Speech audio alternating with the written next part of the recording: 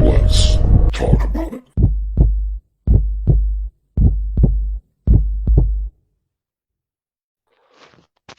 There we are. Hello. How are What's you? what's going on?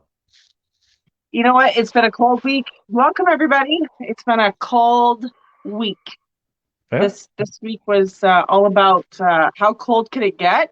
How warm can you dress? But just another day in the Great Canadian North. What about you? It really hasn't been great here either. Temperature wise, we've been in the 20s. This morning it was 25. That's low for us. So I've it's been a heard. little weird. Hey Lori, how's it going? Yeah, Hey I guys. also I also heard that some parts of your area and your neck of the woods got some snow.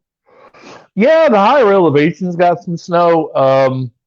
It just really just frosted over down on the lower elevations, down in the valleys and the gullies, whatever you want to call them. But yeah, I mean, they're just, it just got frost, which wasn't that big a deal. Come up with the sun at 10 o'clock this morning and the car's no longer frosted over.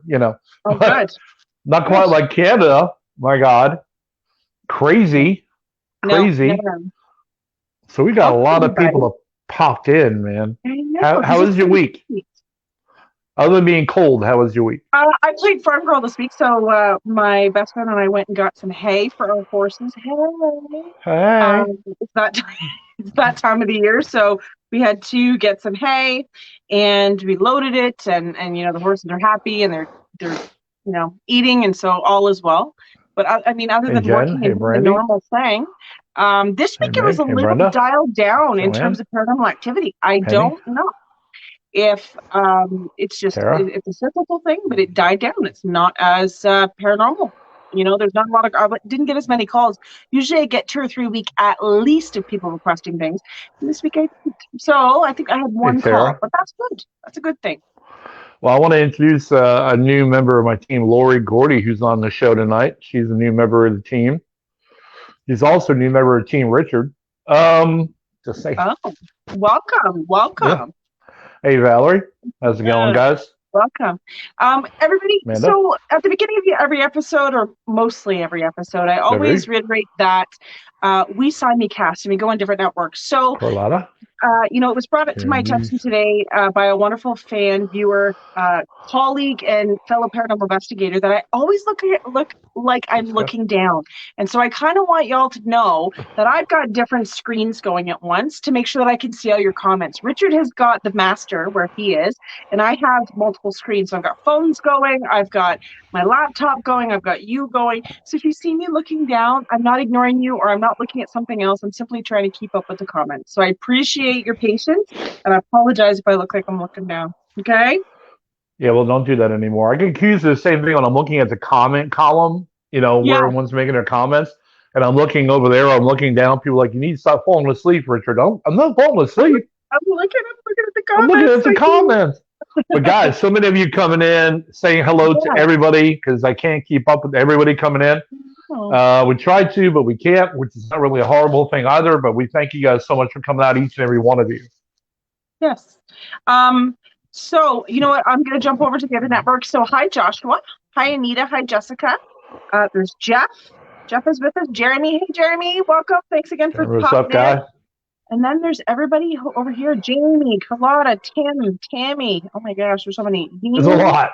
Adam, Alan, Justin, Jane, Brandy, Tara, Carlotta, Meg, Valerie, Lori. My goodness. If I didn't mention your name, Jen, Meg, I'm sorry if I didn't mention your name. There's so many, but thanks for joining us again.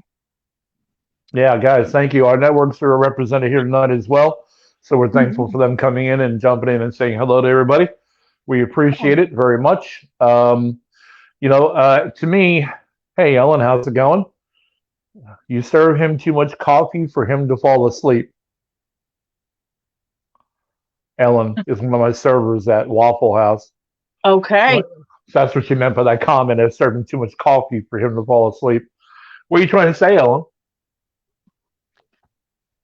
Well, thanks so much for you guys to hey Aaron, hey Tammy, Nadia, Ellen, all you guys. So what are we talking about tonight, Richard? Tonight's one of my favorite subjects. Tonight is all about remote viewing. And I gotta jump in and just say this because you've got a lot of research you've done, and I really want everyone to hear about the research because I think it's highly important that you understand the background to this ability as much as understand how it works. The first thing I have to explain because there seems to be a lot of confusion.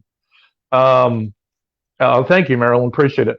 There seems to be a lot of confusion around astral projection versus remote viewing, and yeah, and forgive me, guys. I may sneeze tonight. I have allergies, winter allergies, so forgive me. But I'm surviving it, and that's just the way it is. And so forgive me if you see me sneeze too often. I'll try to get by it with no problems. But yeah, that's just kind of the thing. There's a lot of confusion around. I've talked to a lot of people about remote viewing, and they seem to think that it has a parallel to astral projection, and it really is not the same at all. So we're going to get into that tonight as well. When Katie gets done bringing up the research, and she's done a really great job of bringing up the research for it and explaining it, we really just want you guys to kind of dig in deep with us, ask questions. You know, if you've been on this show, there are no stupid questions. There are no questions that make no sense. Everybody on here is on a neutral plane. There's nothing that you need to say or might say that may embarrass you. Come on, bring it. Believe me, I've asked some stupid questions in my time. So, and none of yours are stupid. Mine were. Yours aren't. So, don't forget to go forward and ask some questions. So, Katie, tell us about what you researched about. So I spent a little bit of time today and yesterday doing some research to make sure that I was bringing the proper information, right? There's nothing worse than bringing the wrong information. And I know what I do and what I'm capable of in terms of remote viewing. And I know what the kind of definition or the wide known facts about remote viewing are. So basically, in a nutshell, remote viewing is defined as the ability to acquire accurate information about a distant or non-local place, person, or event without using your physical senses or any other obvious means. It's associated with the idea of clairvoyance, seemingly being able to spontaneously know something without actually knowing how you got the information. It also sometimes is called anomalous cognition or second sight. So it gets a little even more in-depth, and that's cited from Gaia.com. Now, I use that specific website. I researched a bunch of websites. I'm not just saying that one, but that one was kind of the most down-to-earth type of definition. So essentially, remote viewing is you being able to view a bird's eye view, and this is why we called that topic bird's eye view, what's happening somewhere else without you actually leaving your body. So as Richard kind of reiterated earlier, you're not astral projecting or leaving your spiritual consciousness or your body with your spiritual consciousness, but you're able to kind of tap into that consciousness where you lay, where you sit, and see it from there. So, basically what happened in the history of it was in modern times, it originates from the U.S. government's interest in psychic espionage during the Cold War with the Soviet Union. Back during World War II, the Soviets had heard rumors of the U.S. military were using psychic communications at sea. While it is not clear now whether it was really true, the Soviets believed it and started their own psychic training within the military and intelligence agencies many decades ago. So monies and resources were given by the Central Intelligence Agency, pardon my French, so that's CIA, to the Standard Research Institute located on the campus of Stanford University. Basically, they were trying to debunk that it actually existed. And guess what? The data they were able to collect, the tests they were able to do with local psychics actually proved otherwise. And so this is where the remote viewing, a lot of things were funded and really put effort into. And so, fast forward today, and we still use it. When I do readings or when I am looking to go into a haunted location, if I get a bad sense of dread when I get there or before I get there, I like to kind of tap in and see what I'm walking into. What about you? Yeah, same thing. I do a kind of a team protection measure. I'll do it from home before I go to a location, and I'll remote into the building. I did it with the owners of a location and was able to pick up every minute piece of activity they had there. And again, there was a couple of things in there where my team needed to be concerned with, and that's why I do it. And it's again, it's one of those kind of things where you want, in all honesty, too. The thing that I think is important is you only want to do remote viewing when you have permission. Okay, Mhm. I know that sounds a little crazy, maybe, but here's the thing: you're looking into people's lives. Okay, I've been sitting in front of someone and I can remote into their house if they tell me they got something going on, and I can kind of make sure I got confirmation that I'm looking at the right place. But I'm not going to do it without their permission. And then I've seen this go awry. So it's a great ability, but you really need to make sure you take a real professional approach to it, because it can be a little dicey at times. I mean, again, like I said, you're looking at a bird's eye view. You're looking at a bird's eye view of someone's private home, someone's office, someone's building, and to me, it's a protection measure for my team, and for me, it gives me a lot more insight without actually having to set foot on the property. And again, not only just for the spirit activity in the building, your team might need to be concerned with, but even too physical injury opportunities. Be able to look into a building and kind of smoke it out and go, ooh, you need to be careful of that set of stairs. You need to be careful of that section of flooring. There's no electricity. You can get all of that if you look deep enough. So I kind of do it as kind of like also as a safety walkthrough. Absolutely.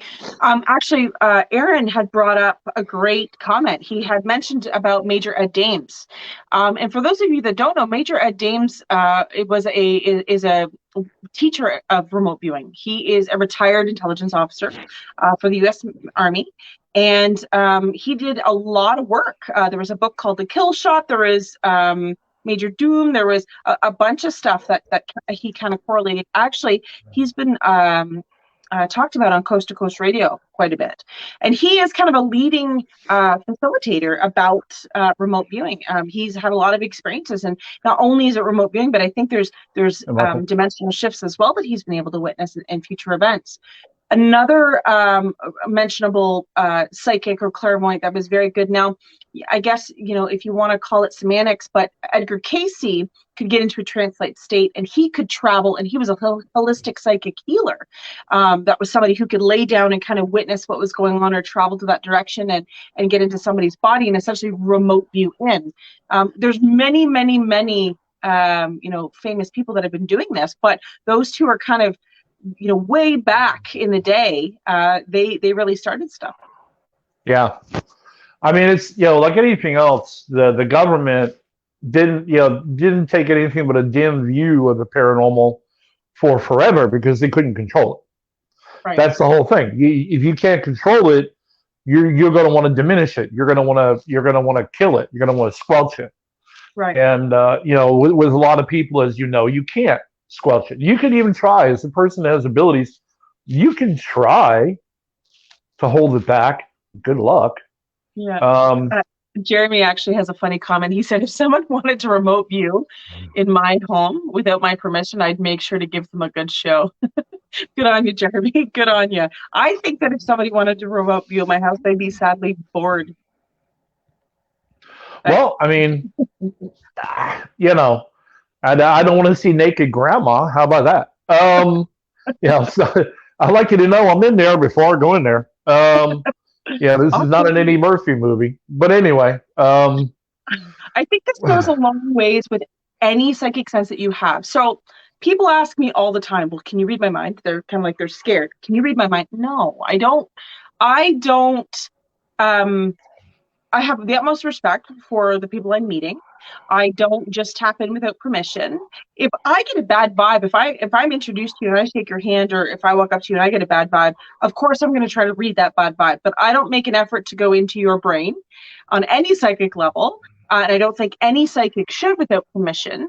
That's like being violated. That's going into somebody's wallet or going into somebody's, phone or computer without,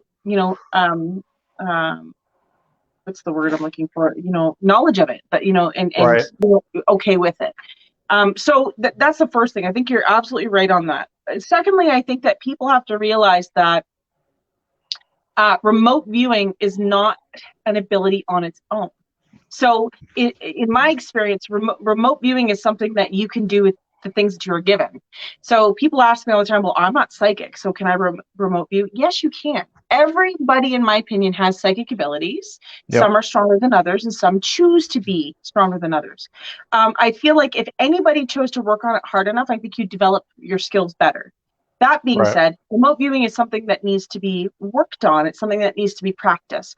Right. Sometimes during meditations, we accidentally jump in and we're looking at different things. And that, it's kind of that thin line of astral travel as we talked about.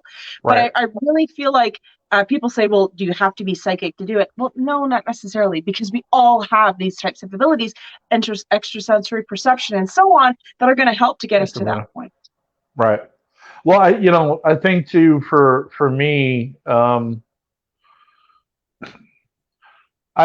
think it's just, it freaks people out. Let's just be real for a minute. When you remote view someone, or remote view their house, when I start doing it, and honestly, for me, thankfully, and not so thankfully, it happens pretty readily.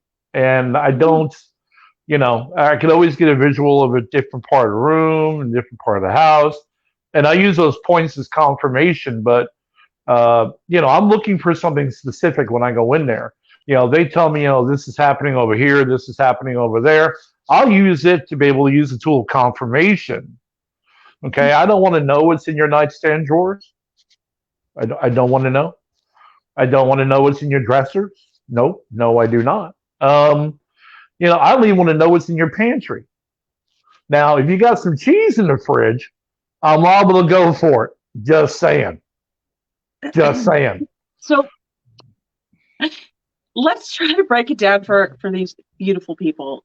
What are some ways that you can remote view? What can you take us through Richard's steps of remote viewing? So what do you do when you remote view, Richard?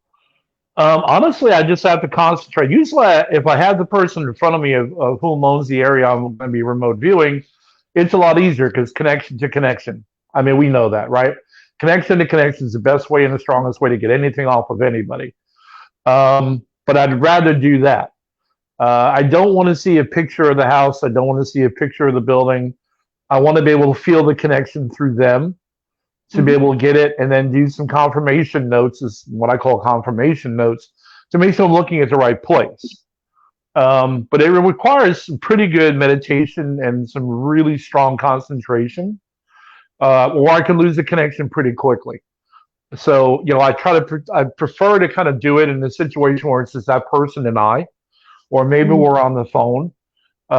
Someplace where I can kind of duck out of noise, I can duck out of contamination of concentration, that kind of thing. But it does require a decent level of concentration. But you really have to do a lot of confirmation notes. You have to say, well, that window above the sink, that tree to the left-hand corner by the fence. Yeah, those kind of confirmation notes allows you to be able to see and confirm that you are definitely talking with the right person to the right place.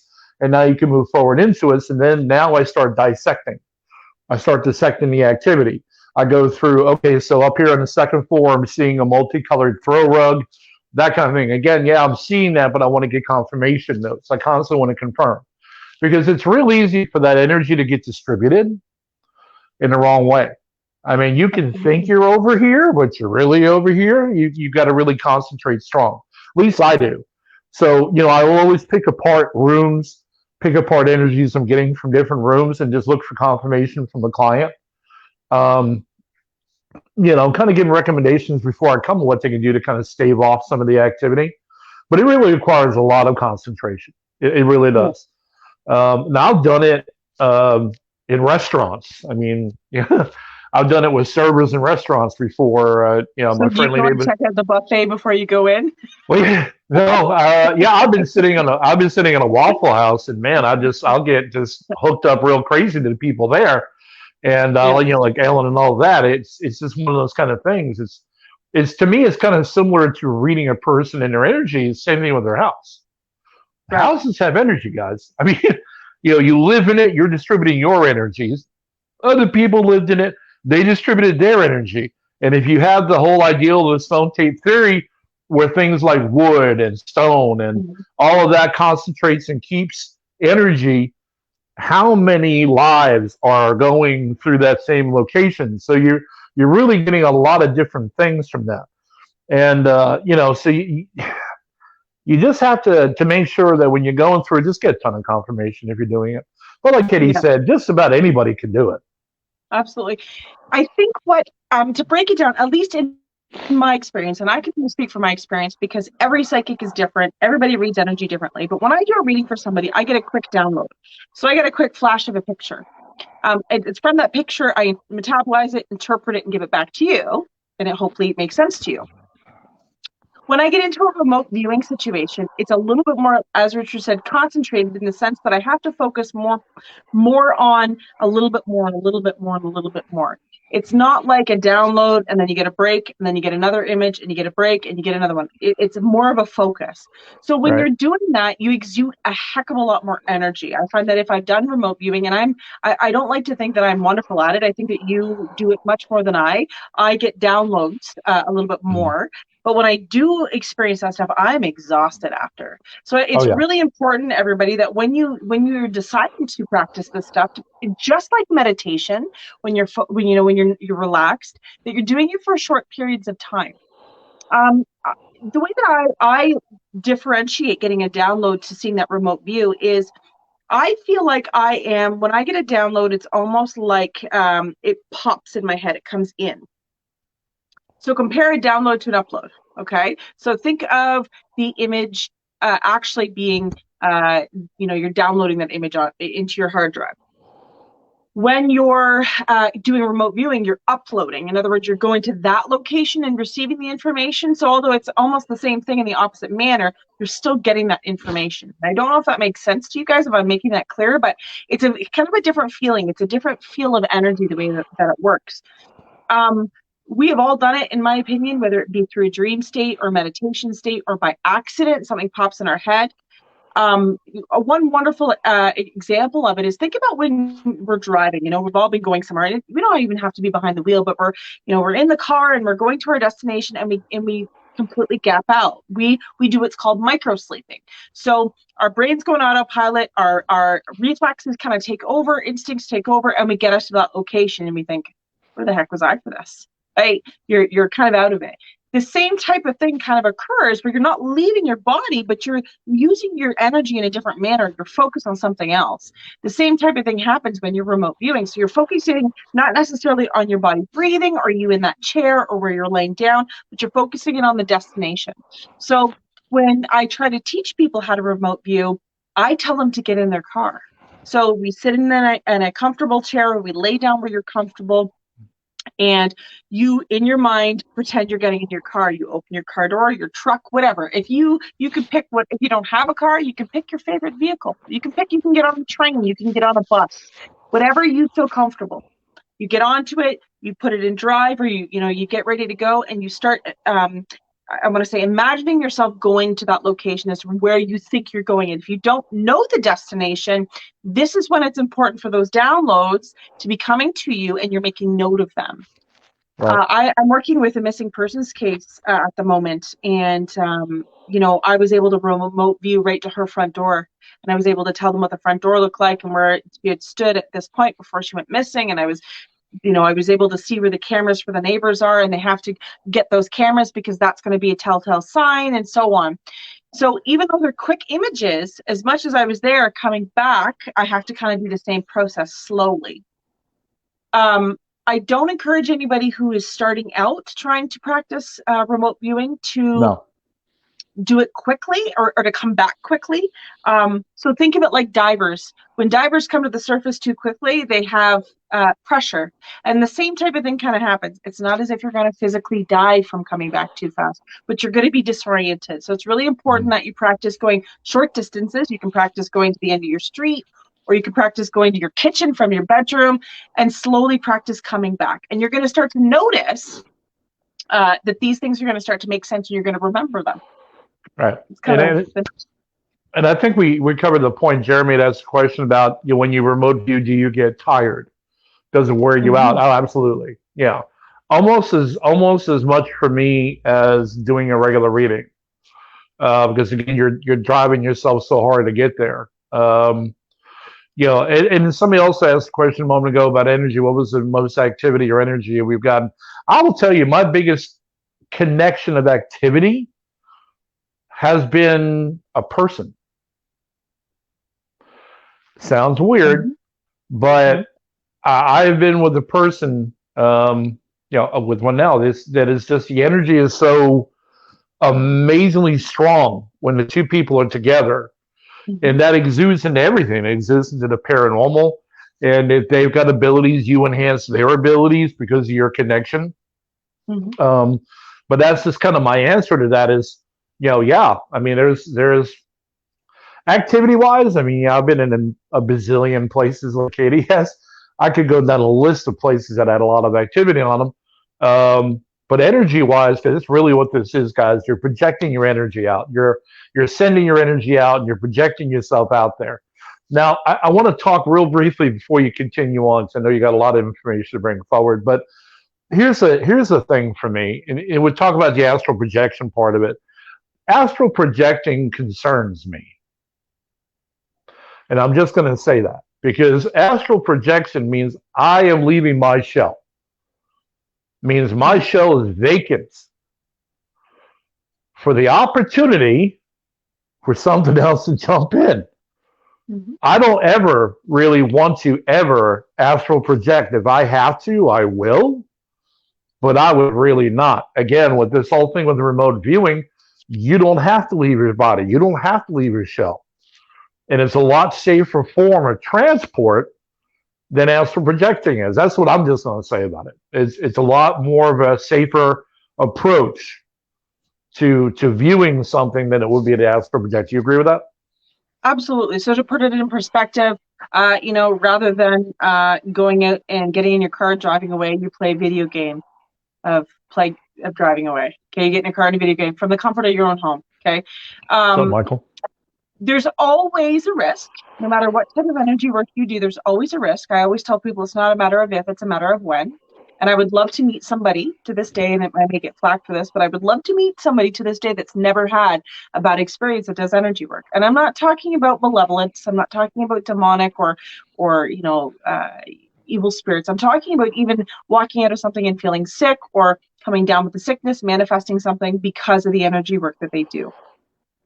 It's really imperative. Richard and I preach this every single episode. Please do your research. Please make sure you're doing things safely. Please make sure you're taking proper practices for cleansing and protection and so on, because it doesn't matter what you do. There's gonna be a when, not an if. Absolutely. As far as protection, there's many different forms of type of protection you can do. In my experience, whenever I've done remote viewing, I have had experiences where negative energy has followed me home. In terms of astral projection, I have had the same instance, but the energy felt like it climbed onto me rather than followed me, if that makes sense. And as Richard had mentioned earlier, leaving your shell. So let's break it down a little bit, Richard. Astral projection. When you, and I know we've talked about this before, but for those of you just tuning in, what creates life? Life obviously is created physically, but on a spiritual basis, your spirit is identified to your body. So we leave our body 5 to 7 times a month on average through astral projection or astral travel. We go back to the other side. We complete tasks. We do visitations. We do, learning lessons, all of those things. The bottom line is we have a tether cord, okay, essentially. So it's you're tethered to your body. So that allows you to have that out-of-body experience and come back to your body. And your body knows the way home. It's the breadcrumbs. Right. When death occurs, that tether is cut. In other words, there's no sustaining life anymore. Your body is no longer identified to your soul. Right. When you're remote viewing, when you're astral projecting, when you're doing any of those things, when you're out, as Richard mentioned, hitchhikers can come in, or along the way coming through dimensional shifts, you can pick up residual residue with you when you come back. And it's really important that when you do these practices, when you're doing these things, that you're aware of that when you're starting your journey. So it's really important to kind of set your perimeters of what you're willing to expect and what you're not willing to expect. I go back to phone calls. When we want to call somebody, we have somebody in mind we want to call. We don't just pick up a number and start dialing. At least most of us don't. We have a determination of what we want out of that phone call or that person, the objective. Okay. The same principle occurs with when you're remote viewing. And when you want to start to practice and you want to do little things, I always encourage people to stay where you know. Don't remote view to Vegas. Don't remote view to Miami. As much as I am hating Canada right now for the cold weather, I'm not remote viewing to Miami Beach as much as I'd like to. Really, really think about kind of doing it close to home and where you feel safe. So if you want to go to a parent's house, a child's house, your basement, and start to practice, those little things first. And you're going to notice that even in those situations, you may start to pick up other people's energy at the same time. You're going to get these downloads that don't make sense to you, but it's imperative that you write them down because they will start to make sense when they're supposed to. Yeah, they will.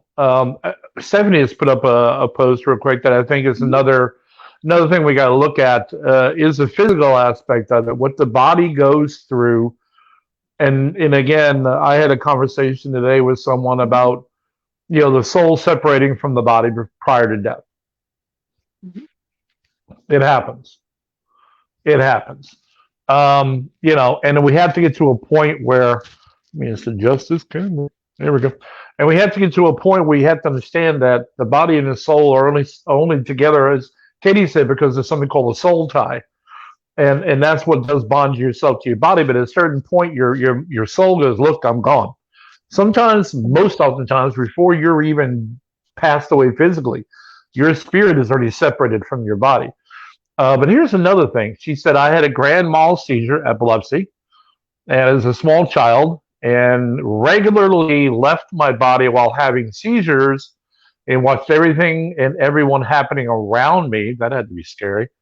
I can recall things that happened when I was legit seizing and have had confirmation from family my memories are accurate.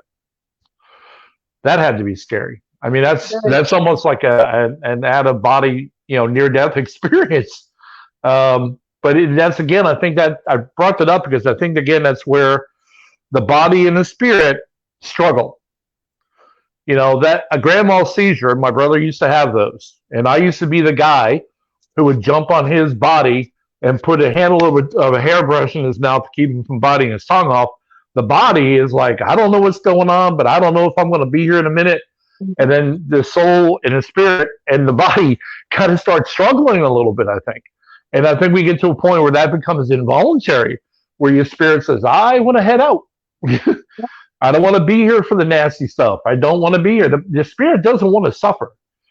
And what I have found in the past is I've actually seen spirits leave bodies before the person is physically passed. They don't want the attachment. So that's just the separation that happens. But as for projecting while you're alive and having a grand mal seizure, God bless you, that had to be scary. Because that's, again, that's involuntary. You have no choice. Whereas with, again, remote viewing, you do have a choice. You have a choice of where you go. And for some people, it still might be scary. But I'm here to tell you, if your mind can allow you to do it, it's a pretty incredible experience. I've got to say it. And it's very intimidating when it first happens because all of a sudden you have to realize that when you're getting these or when you're uploading, we'll call it, when you're traveling to this remote situation, it can be very surreal in the sense that you're actually physically there. Right. So even though you don't leave your body, your consciousness is really thinking about it, and you down to what the pen felt like, and the color and the texture, or what the carpets felt like when you walked on them, or what the markings on the windows, those types of things. It can be very, very real in the sense that it's intimidating. Right. It's important to write those things down as well when you're getting into a situation like that. No matter whether you're doing it in a dreamlike state through astral travel, where you're not conscious of it, you're in a sleep state and you're just not there, or whether you're physically awake and you're going through this process, write everything down. Try to keep it in your mind. There's a couple reasons why I say that. Number one, it may not make sense to you at the moment. Number two, it's important not to keep the information that is downloaded. Please don't remember it. Okay.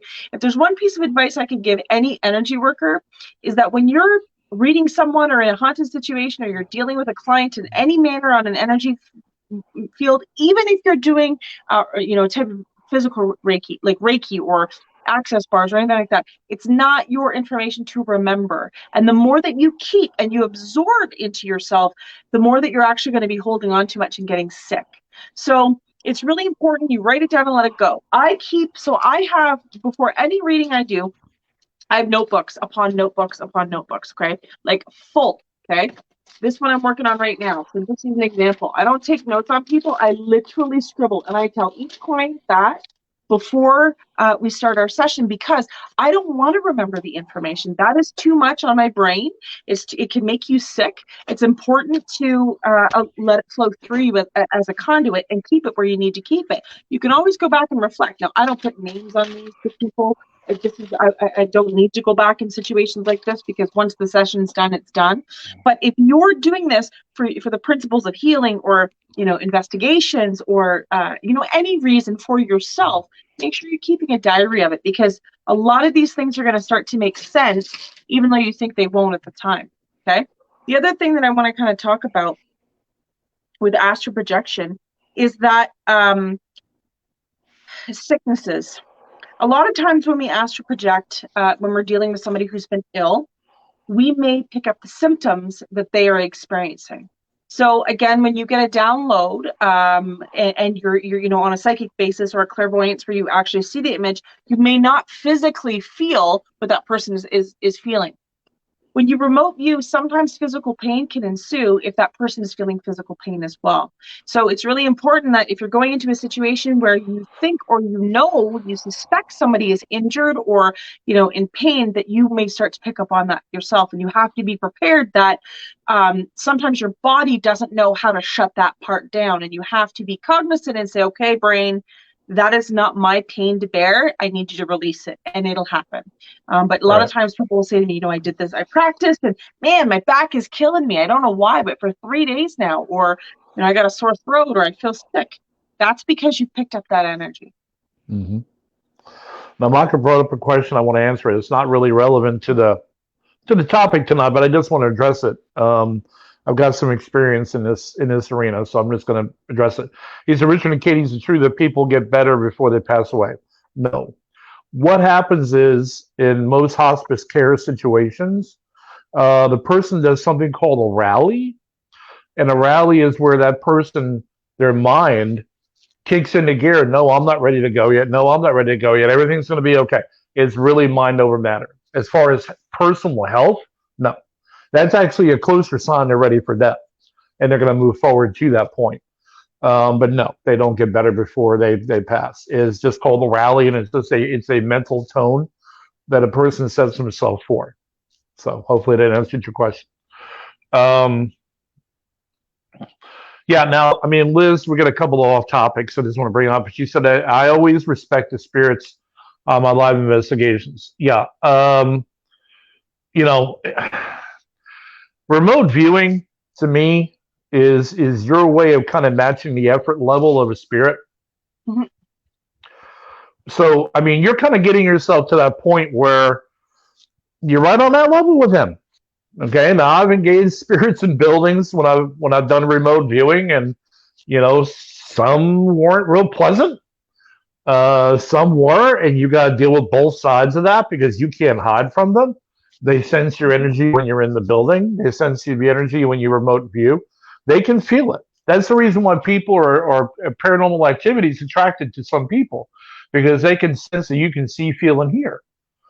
And if that's the case, they're going to want to come out and actually get a chance to deal with you, talk with you, engage you.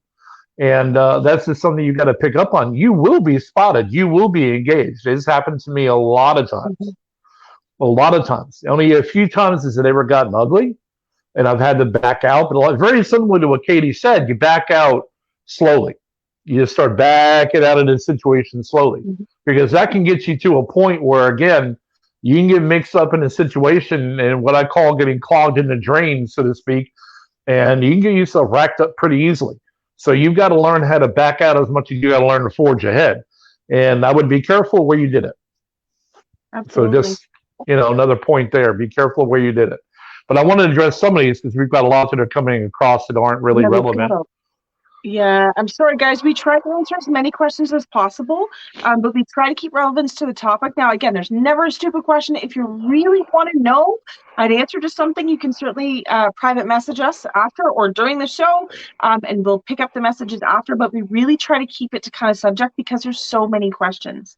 There was a couple here. They had talked about ghost boxes. They had talked about Ouija boards, ghost boards, and so on. I have never had an experience where I've remote viewed from something like that. I'm not sure. I'm not saying it can't happen. I've just never had that experience. I'm pretty much saying I don't want to. Yeah, when doing a ghost box session or spirit box session, and you're getting, in time results, you're getting answers, through the box. Sometimes they'll download images too for myself. Sometimes they'll give me something with it or a smell as they're answering the question. But for the most part, when a spirit is having a conversation with you through something like that, a lot of the information and a lot of the energy they're using is simply to go through that. So, you'll notice that when you get a hit, when you're doing an investigation, that there are some cases where a lot of the equipment is going off, but for the most part, in my experience, it's only a few pieces of equipment or a single piece of equipment going off. And that's because the energy kind of has to be focused in order to make that piece of equipment do it's job, right? So I find that when I'm doing EVP sessions and I'm getting disembodied voices or voices through the ghost box, spirit box, that's kind of the focal point of the session. It's not so much that they're giving me other things. Sometimes it can be smells or chills or those types of things, but it's not as if I'm going to them. It's as if they're coming to me, if that makes sense. Right. Now, Ellen says, how can you tell if you're remote viewing or astral projecting? Is there one more vivid than the other? All right, so for me, real quick, I will just say when I'm remote viewing, I'm very conscious of where I am. I'm very conscious of my position. Hey, I know I'm sitting in a chair across from a client. I'm very conscious of where I'm at. When you astral project, you aren't. You are separating from yourself, so again, you don't have that connection anymore. So it does feel different. To me, it's concerning astral projecting because I don't like losing control. I'm a control freak.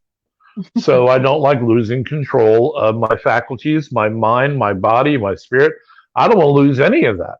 So yeah, astral projecting is a different altogether sensation, feeling, whatever you want to call it, compared to remote viewing. Because I can do remote viewing right across from somebody sitting and having a cup of coffee, and I can remote view right out of the chair right to their house. So I'm very conscious about where I'm at and everything else. The situational awareness doesn't change. So hopefully that answers your question. I just want to take a moment. Thank you so much, Liz. So Liz says, I've shared the podcast show to some groups and some of my friends in Scotland and UK, and I've sent 100 stars. Thank you. That's very much appreciated. Thank you. We appreciate that, my dear. That means that we're doing our job, and that's what we're supposed to be doing. So, we may not have all the answers, but we try to find them. And if we don't, we'll find those answers. So thank you for that. I want to kind of touch base a little bit and get a little bit more into, we're going to get to some questions, but I think it's really imperative that to let people know that through remote viewing, you can also essentially time travel. And I know that that's semantics and it sounds funny the way I'm saying it, but really when you remote view, you can remote view into the future. You can kind of take a glimpse or a bird's eye view to what could potentially be happening. 6 months, and they go all the way up to, I know people have done it all the way up to 18 months where they can kind of get projections onto what they're doing. The difference between getting the downloads for future events as a psychic and the remote viewing aspect, again, is that bird's eye view that you're witnessing it, as it's going to happen, rather than you're getting the downloads of the information given to you. But something else that happens, not only do you essentially time travel or you look into the future, it's the possibility, but you can also find yourself in different realms. So there's elemental realms, there's fey realms, there's many different types of realms, and I know I'm going to lose some of you because you think I have a tinfoil hat, but really a lot of the people that I've had the pleasure of learning remote viewing from, and people who have done it as well, have had very similar experiences. So be prepared that you may not be able to make sense of something once you start doing this. You may see something that you think is your imagination, when really it's not. Right. Now, Tamara said, can you travel to somewhere you haven't been? I do it all the time. To me, again, that's another one of those things. For me, as a psychic medium with different, diverse, additional abilities, it's all about confirmation. I want confirmation. I want to know, A, that I'm looking at the right place, B, that the client knows that I'm not full of it. C, we can put a plan together, what kind of activity is going on in the building, that kind of thing. So, I mean, yeah, I've gone into many a home, I've gone into many a building, all in the hopes of being able to get, down to where the brass tacks of what's going on. But yeah, I mean, I rarely ever, once I've been somewhere, I really don't have a reason to remote view. I remote view 99.99% of the time to a place I've never been. Never. And to me, that's really cool. Personally, I think it's really cool. But yeah, and again, there have been a couple of occasions where I walked into a very nasty situation with spirits. So again, please, for God's sakes, please be careful. Absolutely. I'm just going through a lot of these questions. There's so many, guys. Thank you so much. This is so great. In the chat room, we have various chat rooms going on. So again, we're trying to keep up with all of them. But in some of them, they're referring to some movies on Netflix. I'm not going to cite the movies, but they were talking about those through astral projection and all of that. Is it important for one to feel and put up with a wall and guard it at all times? Michael, that's a great question. Yes and no. It is really important to know what you're willing to put up with. It's really important to know what you're going to accept and not accept.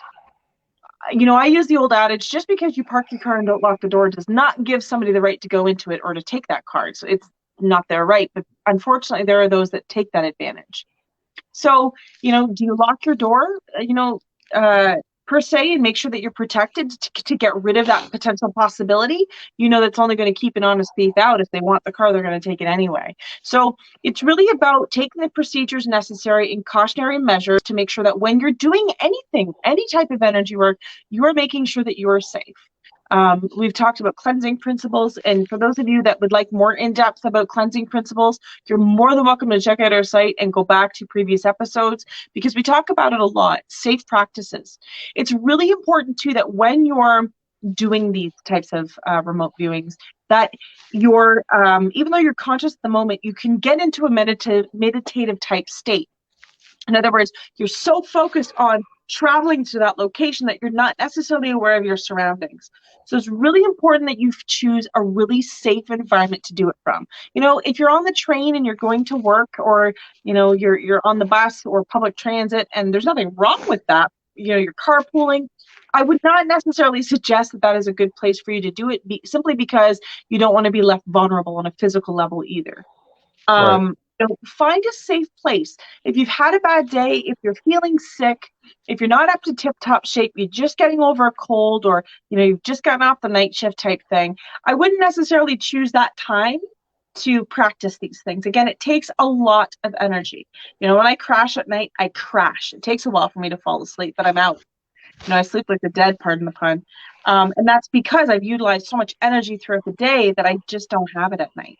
So Right. It's really important. A lot of times people will practice remote viewing through sleepwalking. So they actually their body will go with them. This is something that can happen on a conscious level as well without us realizing it. So be prepared for that. You may think, what the heck happened? How did I get here? It's because your body is so focused in that bird's eye view of being remotely somewhere else that your physical body kind of mirrors that and keeps going. So you may end up, it may not make sense, but it's almost like a virtual reality or virtual video game. Guys, I'm just gonna say this one time, and I don't mean to come across mean, so forgive me. We get about 350 to 400 comments in this live chat every time we do this show. If we don't get to your question or the question doesn't have relevance, we're trying to keep up with the ones that do. But I will say this, in all direct honesty, don't make stupid comments, please. If you have a challenge with the fact that we haven't gotten to your question and you say something wrong, just go ahead and leave before you say something wrong. This is a very safe, open environment, and there's no need for sarcasm or smart ass. I won't stand for it. So we appreciate you guys coming out for this. We're trying to get to everybody's statements and questions. Trust me, we are. We do this all the time. So bear with us. We'd love to get to you guys. Sorry, back to your regular scheduled program. So now Nikki said I typically know when I start having more and more vivid dreams that stay with me and the energy is truly intense that I've tapped into something perhaps or need to learn something. Absolutely. Yeah, Right. absolutely. That's really good, Nikki. I think you need to work on it more. And I'm not going to single you out, but Nikki, you need to work on it more. It's important. I think you've got something there. I think you got something quite powerful. And I think going close to the water, wink, wink, is going to help you even more. Yeah. Now, Dean brings Thank you, up another Joshua. point. It's very weird to see images of things or people or areas that you've never been seen or seen firsthand. It's hard to separate what is real or maybe your imagination making up the images. True. Oh, Yeah. Now that's a you kind of great, stepped on a new landmine there. yeah. Oh, honey, you stepped on a landmine. You know why? Because oftentimes, yes, the imagination is a powerful thing, but how do you know you haven't been there in a past life? How do you know that precognition of your soul already knowing these things have not taken you there? It's really important when you're having these moments that, especially when you're remote viewing, if you're in a location, pay attention to what it's saying. Can you find, is there a calendar on the wall? Is there a newspaper on the table? Is there something that you can look at in your vision that's going to tell you the date, the month, the year? That's a really good way to determine whether you're actually tapping into a future event, you're tapping into, you're traveling to another location, or if this is something of imagination, because you may witness things in a past life and be having that past life regression. That's simply what that is. If you're in a meditative state, they're taking you back to the past lives that you've already lived.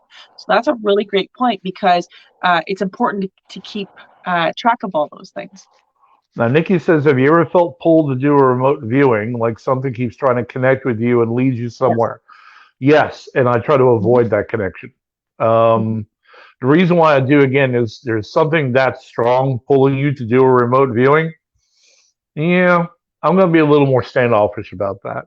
I prefer to personally, invite myself into a place, but when I have spirit actually pulling me somewhere, I need to be a little more. Everyone needs to be a little more cautious of that. That takes a lot of energy to connect with you to try to do that, and I would be a little concerned about what is driving that energy. Just to be honest, I would be a little concerned.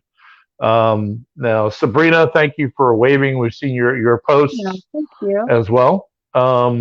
It's just guys. There's a lot of things out here that have a lot to do with spirit communication and things like Ouija boards, talking boards, whatever you want to call them. Okay, and there's no challenge to those as long as you know how to close them. That's the biggest problem. When we did our show, I was asked several times, why don't we do Ouija board on the show? Why don't we? No, because I don't want an 11-year-old kid back when Toys R Us was open. I don't want an 11-year-old kid saying, hey, I need to go down to Toys R Us and get myself a Ouija board because they did it on Hunting the Unknown Truth. Oh, I don't want that responsibility. I don't want anything to do with it. But as far as operating them yourselves, if you know how to close them, no, there's no problem with that at all. So be careful with them as well. Like anything else metaphysical, when you try to communicate or transport, please be careful. Please be careful. Something else we should talk about with remote viewing, which is kind of neat, and for any type of viewing, any type of clairvoyance, something that has happened to me many, many, many times. Actually, I would tend to think more than not is I witness things in a mirror image. So when I remote view or I receive a download, I may, even though it will appear to be the correct way, or the writing on the calendar will say will appear to be correct, it's actually the opposing view. It's almost like I'm seeing a mirror view, a mirror image of it. So take that into account when you're starting to see these things, because Thank you you, may Michael. think that you need to go right when really you're going left. And that kind of does something to the brain when you get to the physical location after a remote view. You may notice that, wait a minute, I thought I was supposed to go this way. Don't get hard on yourself, because that mirror type view can happen. Yeah. Now Joshua was talking about, to me, remote viewing is something I can't help, and I can't help astral projecting. It's I don't know if you covered this question a minute ago, but again, be careful. There is nothing in the paranormal that I will not tell you to be careful of. Mm-hmm. I don't care who you are. There are spirits out there that don't mind lying to you about who they are.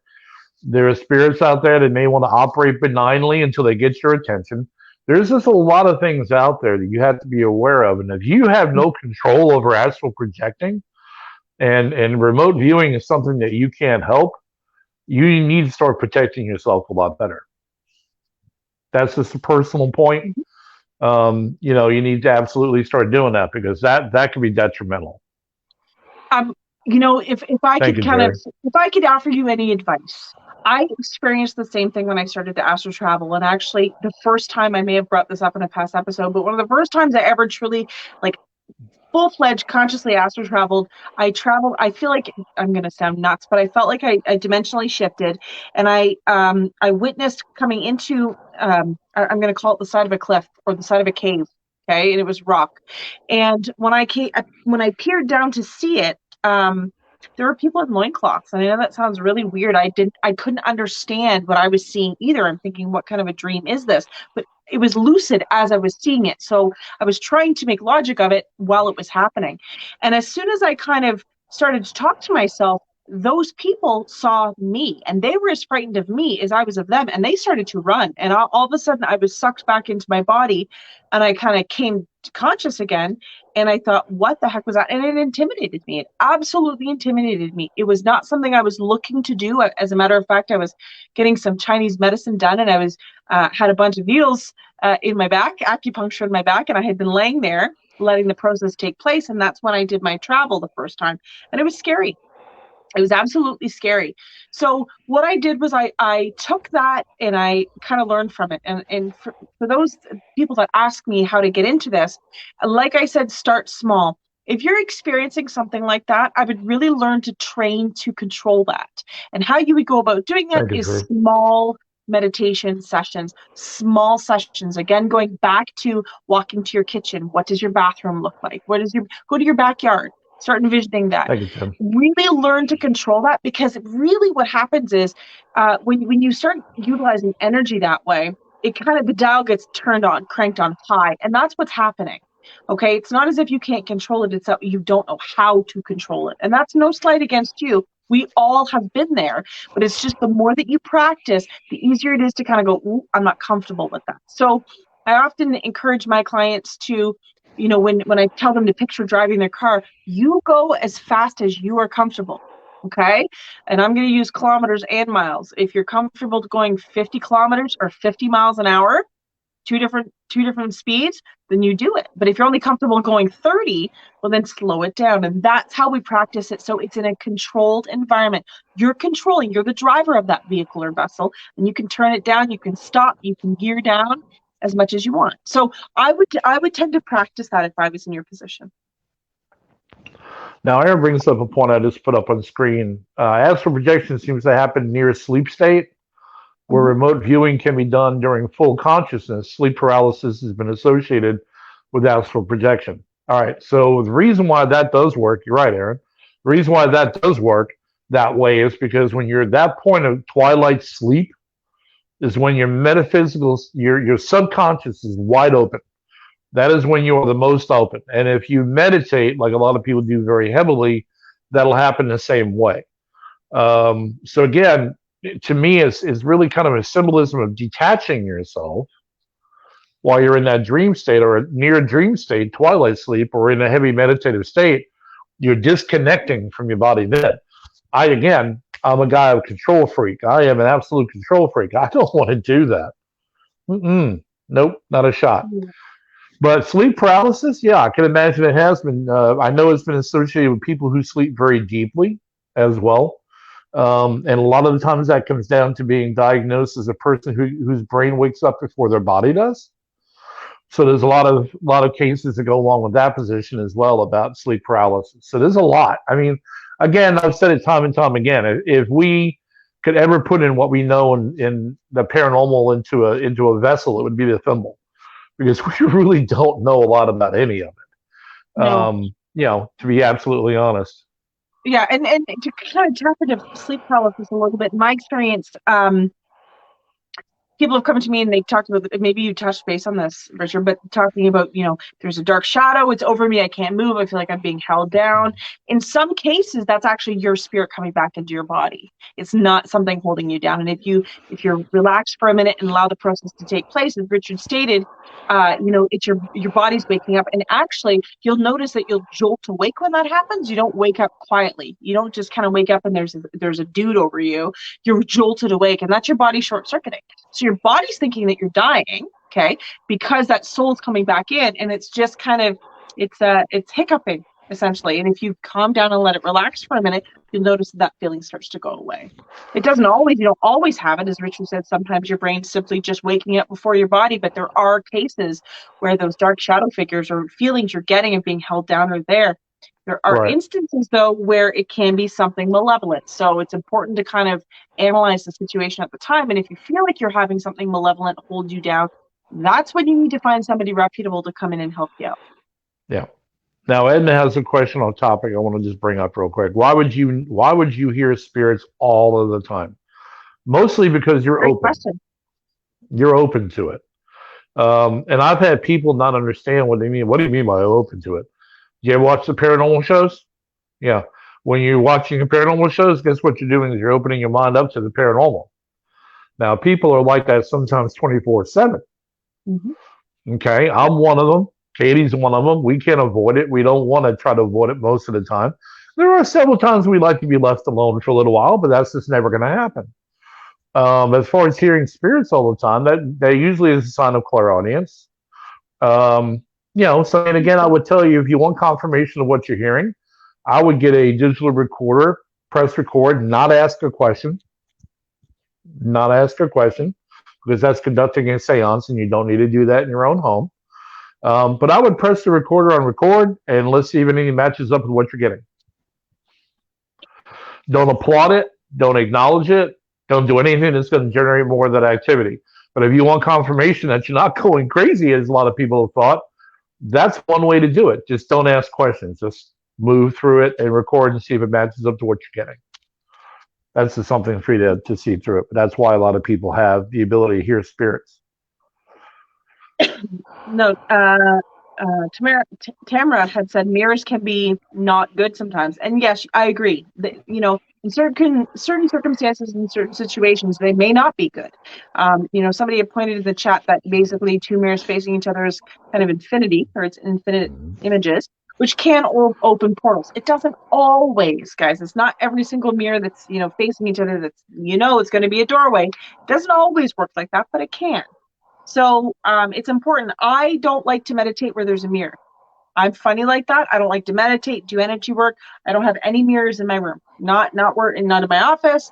I don't have them, in my bedroom. I don't like to have a mirror in my bedroom. Those types of things, because I feel that sometimes things can come through that way. They utilize that. So that's my personal preference with my own experience. But I have mirrors in other different places of the house, but just not where I my sacred space or where I'm doing my meditation. Right. Well, I mean, Joshua says for him, sometimes it happens, and regardless if he's in a safe place or not. Yep, agreed. That's a little concerning. Yeah. Agreed. Yeah, I would dial it down a little bit, Joshua, and I would really work on your safe place and your controlled environment and see how much better you can get. There are some people that just can't turn it down. Some people have and I don't want to call it an active imagination, because I don't mean it that way. I don't mean you're imagining it. I mean, some people are kind of more open than others. And so it takes a lot more to dial it down than some, right? Sometimes one or two times, you're comfortable with it. And then there's people who have to kind of work on it a lot, and that's okay. There's nothing wrong with that. You got to work till you're comfortable. That's right. Greg Costa, I mentioned earlier about setting my intention for protection with any travel at all. Would it not cover both ends of the bubble of protection? That's a great question. Sure. So basically what he's saying is, your destination and where you're leaving and where you're going, is it not going to cover both places? At least that's like what I think he means. I think so, yeah. You know what? It's about you. It's about you being protected.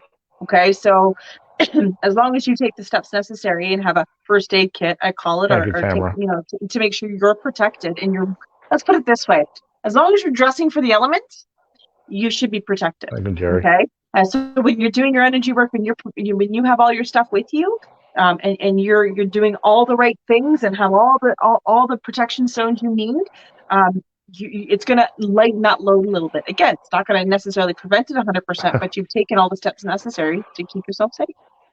Yeah, thank you, Tammy. I appreciate it.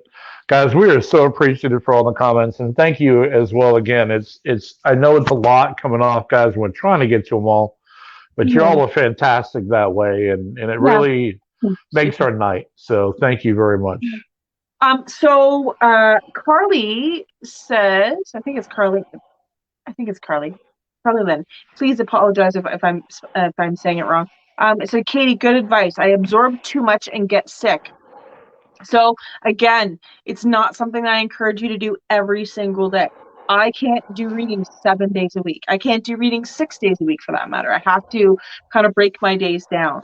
It's important that when you're doing any types of energy work, that you're doing where you're comfortable. So if you're downloading too much, you have the ability to shut that down. That's the best part about this, is that you are the driver of your vessel. So when you're doing this type of, remote viewing or anything like that, you have the ability to say, I'm done. I'm out. Like I can't do this anymore. The faster that you learn that, I think the easier the journey is going to be. Yeah, absolutely. And Michael, the shirt says my spirit animal's a chicken. We're not going through it. I'm not talking about it. I'm just saying it's not happening.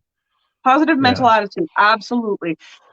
You need to realize too that your brain is responsible for keeping you alive, and your spiritual consciousness is responsible for your consciousness. So it's two different things, and we've touched base on this before. You have to realize your brain is going to try to make logic out of things, and it may make fear. Somebody messaged me today, and she's very sensitive, and she said to me, I'm getting a bad vibe about somebody, and I feel like they're holding something from me. It's a secret, and I'm worried about this. I don't trust this. I get a weird feeling. And my first question to her was, is that, some secrets, not all secrets are bad. Not all secrets are bad. Maybe this person's, preparing a surprise party for you and they can't tell you, or maybe they have a gift they want to give you and they're excited about the secret. Our brain goes to logic, and what it does is it kind of tries to come to a conclusion, and it's not always the correct conclusion. The bottom line is that she was having these feelings, and I told her to pay attention to those feelings, but really analyze how your body is feeling at the time. Are you coming to a conclusion, or really is it something that you know something is amiss, but you don't know what it is yet? Don't jump to that and go to the worry side of things until you are sure that that's how your body should feel or you should be reacting. And it's at that point that you can make your judgment call. Okay, I want to approach a subject that's been brought up a couple of times here. Sure. Again, not relevant. Gypsy is talking about demons versus spirits. So let me just address this in the trucker speak. So there aren't as many demons as people think there are. Number one, I've researched it now for over 25 years. Watching television is not going to help you understand that there aren't as many demons as you think, because there's a couple on TV that think everything is demonic. Okay. Right. So, as far as the person goes, if a person is collecting, you're talking about somebody collecting or hearing a voice from a loved one. Now, let me tell you a little something I've experienced about demons real brief, and then we'll move on because that's a whole nother show. Okay, a demon is not going to waste its time talking to you in a little tiny voice trying to get your attention. It will suck the life out of you. It will run your life into the ground because that's what it lives on, is life energy. It lives on energy. The thought that a demon possibly might be sitting in a corner and go, boo, no, not my experience. And that's Joyce Katie, phenomenal. That's never been my experience. They are energy suckers. I can literally have been in a few situations where it was demonic, and you can literally feel the void of energy around them because they eat all the energy around them. They aren't here to play games with little tiny voices. And the only voice I ever heard from a demon, quite frankly, was, I know where you live, on an EVP. Now, that he wasn't playing, he was serious. So they don't really want to waste their time. You know, oh, the hair is standing up on my arm. That's not demonic. They don't want to waste their time on that garbage. And they can wreck your life, they'll do that 100-fold all day long. Yeah, and maybe, you having the religious background, maybe you can explain a little bit better for them. As I understand it, demons were members of the kingdom, that, essentially heaven, that were cast out. They turned their back and they were projected out, and they're down in this realm. Right. And they're dying off, essentially, right? Because they need energy in order to feed. And hence, that's why they create attachments and they seek the vulnerable. Am I right? Right. And that's really what it is. If they cannot find something to feed off of or a vessel to feed off of, their time is somewhat limited. But because of the way they feed, it is not like a typical energy vampire or a spirit that wants to eat your thermal heat to be able to survive, which is what the majority of most spirits do, is they'll thrive off of your thermal heat. The reason why spirits try their best to scare you is not because they want to scare you. It's because when they do shock you, your heart rate goes up, your blood pressure goes up, and you give out thermal heat. And that's what they live off of.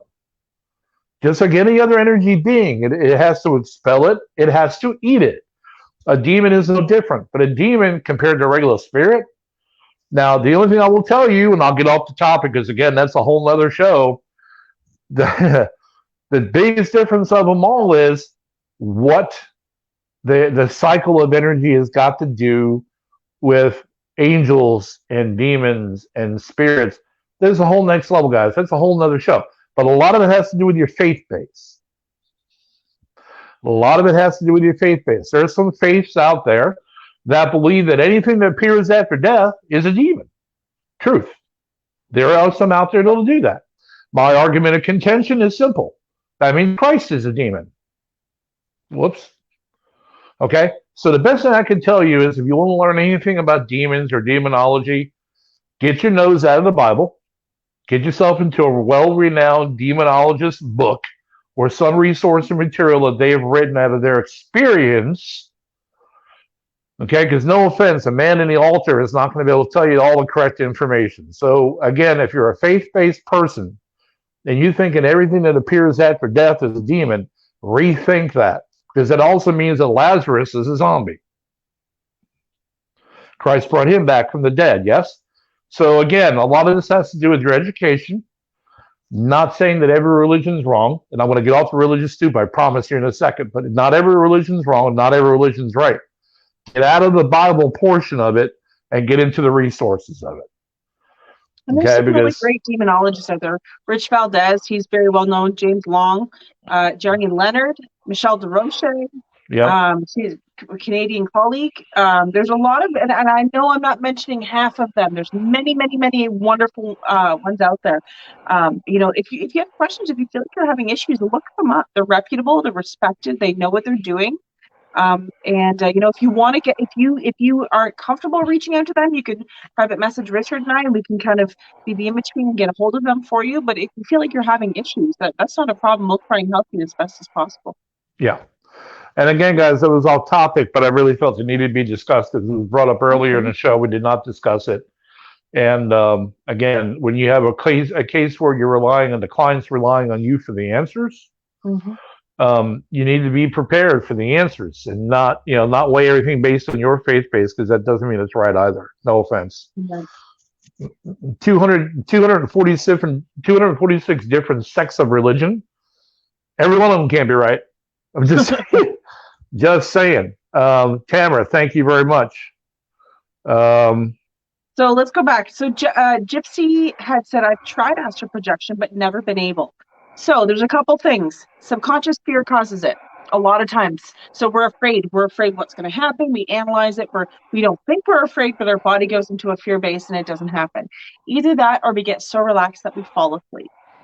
If you find that you are having a hard time getting into that focus in order to astral project, there are a few different things that you can use. You can use crystals that will help to heighten your vibration. You could try to ask for it through dreams. Lots of times I ask for my guides to kind of back me up and make sure that I'm in the right direction so that I'm in fact not being tricked. Through remote viewing, if you've never been to the location, sometimes there are situations where if there's an energy that's preventing you, not wanting you to get in because they're aware that you're coming, or they feel you knocking on that door, they may do things to scare you. They may give you images, or they may make you feel sick to your stomach and so on. And it's important to pay attention to those things. So I don't want to frighten you, but if you're having issues kind of doing it, I would dial it back a little bit. Practice your 10-minute meditations. Do guided meditations first. That's really important because it puts you in a mind frame. It kind of does a step-by-step on how your body's supposed to be reacting and how you're supposed to relax into it. You may find that it'll get better. It'll get better as you practice. Going back to the negative side of remote viewing and dealing with, them trying to scare you, it does happen. So it's important not to show fear, and it's important not to be intimidated, and it's important to not allow your brain to take over and start to get scared. Sometimes these situations happen and we're so intimidated we never want to do it again. And when somebody falls off the horse, I always tell them to get back on, because once you've fallen off and you don't get back on, you tend to never do it again. And it's important that if you feel like you want to continue with this, that you don't let fear kind of control it, because that's a vulnerability in itself. So even if you get back into a controlled environment and you go into a happy place, when I remote view and it's negative, at the end of my session, I will go to a happy place. I'll go to my garden, and I will sit in my garden where the flowers are and hear the birds. And it's kind of like turning on a comedy after you've watched a horror film. Okay, it kind of takes the fear out of it, and you can go to bed at night after you're done. I would encourage you to try those things. Yep, you could. I mean, I would definitely recommend them as well. Now, Gypsy again talks about, says thank you, so that I can view, but I can never leave myself. Let me just kind of give you my 2 cents on that. And as I speak, watch the viewership drop. Anyway, all right. So the thing of it is, simply, is your mind is probably the best friend or the worst enemy you'll ever have. The mind is actually more in control of what happens with you than you think. Not to coin a pun. It's definitely more in control of what you think. If the mind feels you are not prepared for what you are about to see, the mind will shut you up. I have a guy I did a radio show with, and everybody probably knows who he is, Steve Dushabi from Dead Files. Him and I talked a long time ago, and I said to him, I said, hey, you go in these places and not feel anything?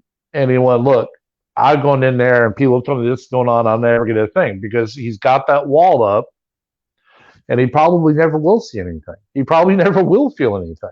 He's that well blocked in himself. Valerie says, what is on your shirt? It says, my spirit animal is a chicken. Yeah. Long story, another show. A very loyal fan ended up making that for you, didn't they, Richard? Yeah, Tammy's a great lady, a great buddy, and a phenomenal person to have on tours. And she made it for me because she has suffered and has aided the conversations about the chicken story, which I'm not going to bring up now with only 12 minutes left of the show. So, but yeah, she was a sweetheart for coming to one of the tours and bringing me the shirt. I greatly appreciate it. It's very comfy, and yes, it says it all once you know the story. So you have to know the story to get there. Now, what does it say here? It says, I am not going anywhere. Okay. Thanks for sticking out with us. Right. We should really, we should kind of talk about, when you choose to remote view, some of us decide to live alone. And I tell all my clients, try not to do it when you're vulnerable or when you're alone either. Try to practice remote viewing when you have somebody present. That doesn't mean they have to sit and watch you. But, if you live alone and you're wanting to practice Thank this, you, call a Valerie. friend and say, hey, I've decided I'm doing a meditation. If you don't hear from me in an hour, give me a shout. Because sometimes we get so engulfed and trapped into that image that we don't realize how much time we're taking. And Richard and I talked about a little earlier about, keep the session short at first because it takes so much energy. But it's like, in a good movie, but you don't realize how far in you've gotten because you're right in there at the moment, right? So it's really important that you can set your own alarm or you can contact a friend, but I wouldn't encourage you to do it alone if you can help it. Right. Now, Joshua brings up the whole thing about defenses. People have so many defenses built that it's almost a waste of time. It True. is. And honestly, it's a conditioning because when you're on the police department, the rule of thumb is whatever is not in front of you, if it's not in front of you, it doesn't exist. That is the rule of thumb. It's the same in the military. If it is not in front of you, it does not exist. I've had family in the military. I know about that as well. Gypsy says, I'm glad I found you guys. Thanks for the time. See your stream. Thanks for the first time seeing your stream. Well, thank you, Gypsy. Glad to have you. We appreciate you coming out. Please share with your friends. We'd appreciate having it. Yeah. But yeah, guys, I mean, we kind of covered a lot of different bases tonight. But I think they needed to be covered. The astral projection and remote viewing section of this thing I thought was very important to bring up because I know a lot of people don't know there's a difference. I know there's a lot of people who don't know which way might be safe. So we hope we've covered that for you tonight as well. Because again, it's just we're really big about your safety. So we worry about you guys going into places and doing things that you may or may not be doing because of your own safety. So you hear us talk to you like we're your parents. We don't mean to. We just care. Well, Katie's everybody's mom. So, Kind of am. Yeah, she is. She's kind of my big sister and also my second mother. So, yeah. Trust me, I get in too much trouble with her. But anyway. Okay. Michael next time, I'm not going to let you get out of the car. Go right back in the car. I'll put you right back in the car. Put you right back in the car. You're not going anywhere. That's awesome. Thanks, Kitty. Appreciate that for coming to mind. Yeah. Michael was talking about being in the Army and everything. Yeah, I mean, guys, when you're in a situation like that, service member, police officer, you're heightened. I still, Lori and I went to a restaurant and, I sat down with myself facing the doorway. It's just the conditioning of the job. Situational awareness is everything. And it actually sit myself in front of the buffet. See, you can't do that kind of stuff.